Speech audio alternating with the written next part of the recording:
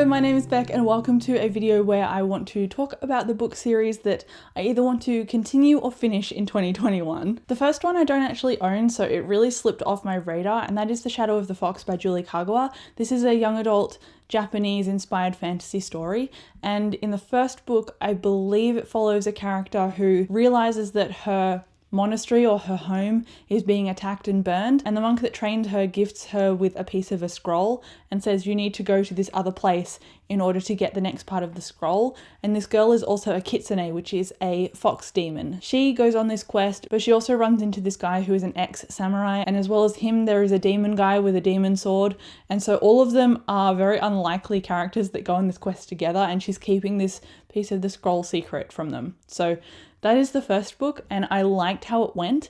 I liked the audiobook, and so I really need to continue, but because I didn't own the first book physically and I listened to it or read it through my library, I just forgotten all about it, and so I don't want to do that. I want to finish this series. That is why this one is on here, and it's the first one on this video, because I don't want to forget about it. I really enjoyed the first book. It felt to me like reading an anime. The next one on this list is Blood of Elves by Andrzej Sapkowski, which is the next book in the Witcher series that I'm reading. I've read the first two and they're collections of short stories. This is the first full-length novel following Geralt the Witcher, which I'm quite excited about. However, our bookstores here in Australia just stock the covers that I find ugly of this series, and so I want to find the books that match the books that I've already got. So when I can do that, I will continue reading the series, or I'll get them on audiobook. Either way, I do want to continue reading it. I've been saying that all of last year, so that is my goal here. I want to continue. Don't know if I'll finish the series, but I do want to continue reading it. The next one is Paper Girls by Brian K. Vaughan, and this one I'm a little bit iffy on. I made this list before I'd read volume 3, and I talked about that in my December wrap up, but I finished volume 3 and I gave it a 3.5 star rating, and I thought I would give it at least a 4, maybe higher. And so this series for me, it started out really good and I really enjoyed it, but as each volume has progressed, it's gotten more convoluted, I think on purpose, so it's just me that's the problem really. My ratings have gone down as a consequence, and so I'm a little bit on the fence about continuing this series, but I wanted to put it on this list anyway because it does interest me. It is a shorter graphic novel series. You know, there are series like The Walking Dead, which are like 30 plus volumes long. This series is only under 10 volumes long, so significantly less, but still expensive if I want to commit. So I think I just need to be careful about what I do next.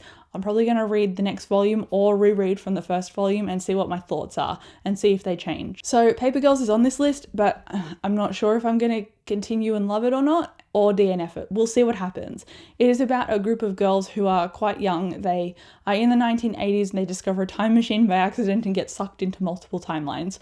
That is all I can tell you, but it's again very convoluted because it's got multiple timelines in it, and maybe it's just too big brain for my little brain, but I don't know. So hopefully I like the 4th volume. The next one is a book series that's in a genre that I don't generally pick up, and that is historical fiction. I only like this because it is sci-fi historical fiction. It is the Lady Astronaut series by Mary Robinette Kowal, and I got onto her because she does part of the Writing Excuses podcast with one of my favorite authors, Brandon Sanderson. And so because I listened to her in that podcast, because she's also an audiobook narrator, I really enjoyed the first book of the Lady Astronaut series, The Calculating Stars, and that's a trilogy, so I plan on reading the second and third book on audio as well. She narrates them, and because she does it for a profession, she does it an incredible job, so I'm quite excited to continue reading those. Next is a manga that I haven't really talked about very much, and that is because I forgot that I owned the whole set, and I'd started reading it years ago, and then I forgot to finish it.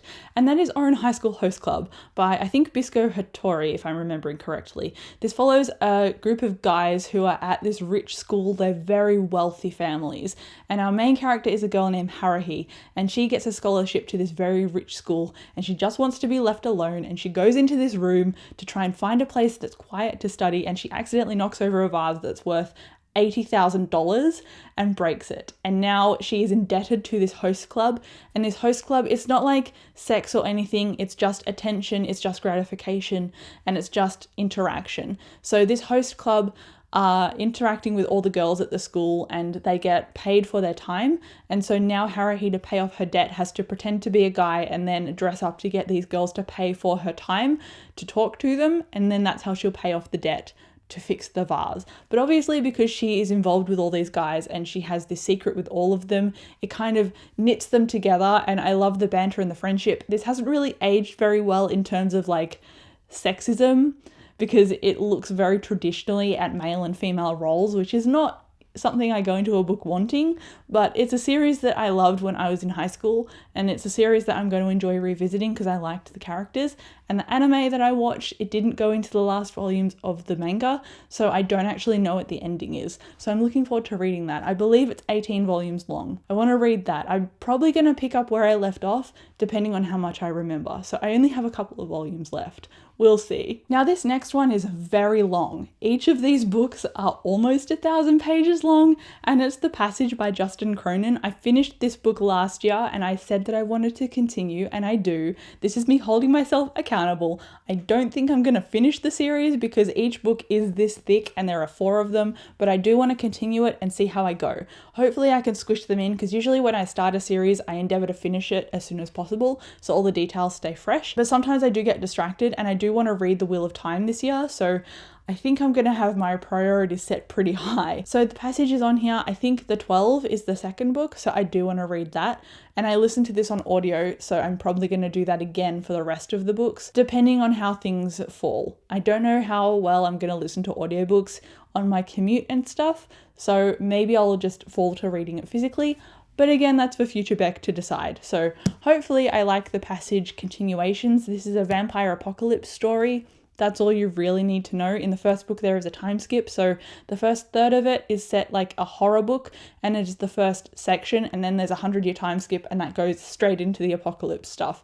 So if you're like me and you're like meh about horror, but you like apocalypses, you'll probably enjoy this after the first third is over. So I liked it, and that's why I want to continue. And of course, I just mentioned The Wheel of Time, so that is next on this list. I do have The Great Hunt, and I want to continue that this year as well, hopefully as early as possible, because they're going to take me a while to get through, but I want to continue The Wheel of Time. I hope to get, I don't know if I'm going to say I want to finish it this year, because that's really ambitious considering all the other stuff that I want to read, but I do want to continue it. Maybe I'll try and get to books 5 or 7.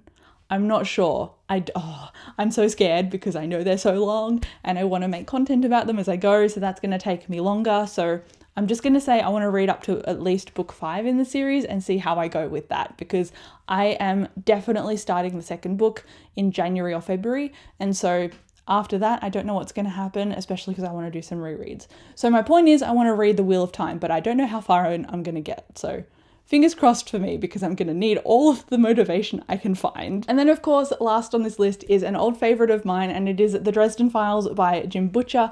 And I read 10 books of this last year, and I want to continue obviously into this year, because this series is by no means done and I'm by no means caught up. So I need to read the rest of them this year. Again, I consume these on audiobook because James Master's performance is amazing, and I'm up to Small Favor, which I think is the 11th or 12th book. So that is it for this video. Thank you so much for watching. Hype me up in the comments and I'll hype you up if you want to read stuff and finish the series this year. I would love to know. But again, thank you so much for tuning into this video, and I will catch you in my next one. Bye.